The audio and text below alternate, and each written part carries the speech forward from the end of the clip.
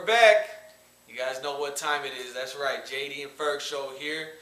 Done with all the AFC, and since we started with the AFC West, it's only proper that we start this episode off with the NFC West. So, kicking it off, we're going to go ahead and start with my personal favorite, the San Francisco 49ers. Yes, I had to put it out there. They're doing good again. Their offensive ranks last year, they were 11th in total points, which I was shocked. I didn't think they scored that much, but they did decent, 23.8 per game. Total yards, they were 26th though, and that is because in the past, they were 29th in the past, 183.1. But they also had the 8th best rush game in the league with 127.8, so not bad. Defensive ranks, 2nd against points with 14.3 allowed, 4th in total yards at 308, 16th against the pass at 230, and when you're this good against the run, you kind of have to give up somewhere. They were number 1 in the rush, allowing 77.2 yards per game, so that's ridiculously low rushing yards. My questions: can Alex Smith get to that next level? We've talked in the past about my hardball theory and how quarterbacks have progressed. The questions I have is, can he elevate, and can that defense repeat such a performance that they did last year? I'm going to go out on a limb. I don't know how long this limb is. I think it's a pretty short one. But I'm going to have to go on a limb and say that defense is going to have to come up strong again. And I believe that they will wholeheartedly, because this year they even got more depth. Basically, they got everybody back, but they even added to the depth. Yep. And added strong depth. So I really like what the 49ers did do on their defensive side on this offense, the offseason. I think it was fantastic. Re-signing Alex Smith, I think, is a tragedy, but we'll work with it. You know, he got the job done in some way, shape, or form last year. Do I think he'll improve? If he doesn't, he needs to be shot in the head. Look at the wide receivers and the running backs that they went out and picked up for this guy. A plethora. It's like Thanksgiving to this dude every weekend. Man, are you kidding me? If he doesn't improve, like, greatly, if he doesn't have his first 4,000-yard, season, chuck him. He ain't worth the time. He barely just broke 3,000 for the first time in his career last year. Well, if my hardball theory is correct, we'll see what happens. Yeah. So anyways, let's break down their touchdowns. The 49er touchdowns: rushing 14, passing 18, return, punt kick return 2, defensive 1. They, they gave up 44 sacks while getting 42. Now that one kind of surprised me. I knew they had a lot of sacks, but I really didn't realize they gave up that many sacks. It wasn't an overall thing. It was certain games in the season where their line just didn't show. I remember that. There was one like the Ravens. They got like 9 sacks on them. I think it was ridiculous. It's the game I was going to bring up. We're good like that.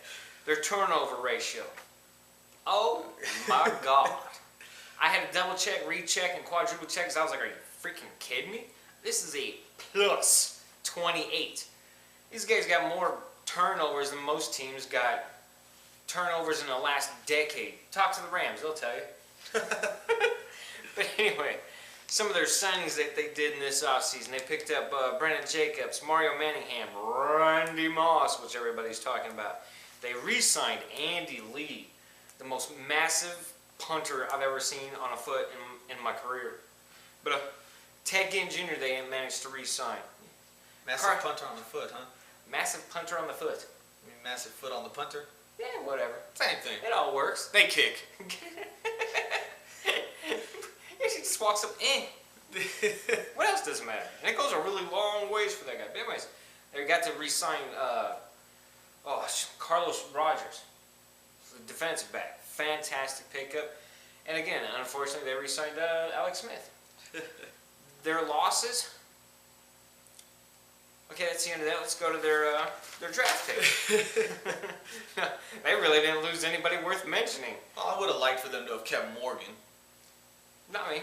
Not with the wide receivers they picked well, up. Knowing that they went out and got Randy Moss out of retirement, and Mario Manningham, and we'll see how that goes. Seriously, they're good. No, they didn't need him. The only one I'm really going to talk about is LaMichael James, the running back, 2nd round pick. He's out of Oregon. He's only 5'8", which he's gotten a lot of criticism for. Only weighs about 194 pounds.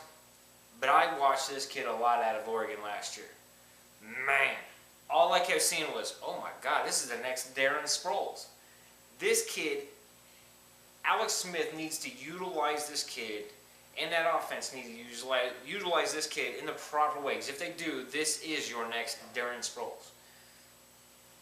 With Frank Gore as the starting, maybe a very minute Darren Sproles, but you know what? I tell you what, it'll come with time. I'm sure Kendall Hunter's going to come out and perform fairly well too. He did a good job last year. I like Kendall Hunter a lot.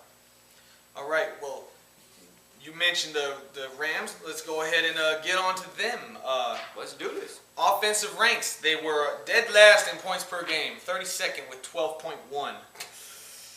Ouch. They were 31st in total yards with 283.6. 30th in passing yards, 179.4. And 23rd in rushing yards with 104.2 average per game. Hold on. Is this a college team we're talking about, or is this NFL, professional? This is Pop Warner. Roger that. Okay. Defensive ranks, 26th in points with allowing 25.4. 22nd in yards, allowing 358. 7th against the pass, 206, but they were 31st against the rush, allowing 152.1. So who needs to pass when you can run like that? Right. The entire team needs help, but most notably is the offensive line and that defense. Yeah, that offensive line is just sheer garbage. And let me get to a little stat on that. They got 39 sacks last year. Not bad. They gave up 55 sacks last year. And what were we discussing the record was? God. Was it 59 or 59. something like that? Yeah. Crazy. Oh my God. That's crazy. Are you kidding me? It's reminding me, I'm getting flashbacks of David Carr all over again with the Texans. Jesus, no joke. I agree. When I saw the stat, I was like, dang, are you kidding me? No wonder they sucked. Well, let's break down their touchdowns. This will be short and quick, trust me. 7 rushing. This is honest to God stats here. No joke, ladies and gentlemen. 7 rushing touchdowns. 9 passing touchdowns. 1 punt and kick return touchdown, and 1 defensive touchdown. That's it. Oh, he was right. It sure was quick. And speaking of quick, they got him great abilities and potential, but they didn't fix the line much. Yeah. What are they doing? Yeah, I don't know. Jesus.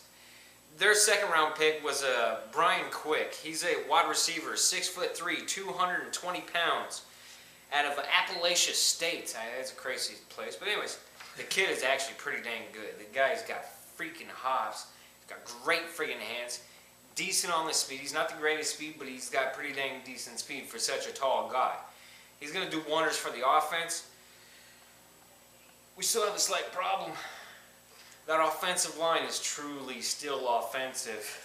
They did some minor adjustments to it, but just not enough in my eyes. Truly not enough. I mean, that thing literally needs to be thrown in the gutter and go get a nutter. Yep. Oh, man. So anyways, they met all their needs except for safety. They still need a safety, which they're in dire need of.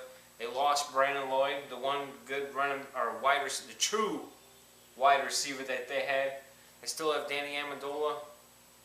Back from injury, we'll see how that goes. Yeah, you can't rest your everything on Danny Amendola, you know what I'm saying?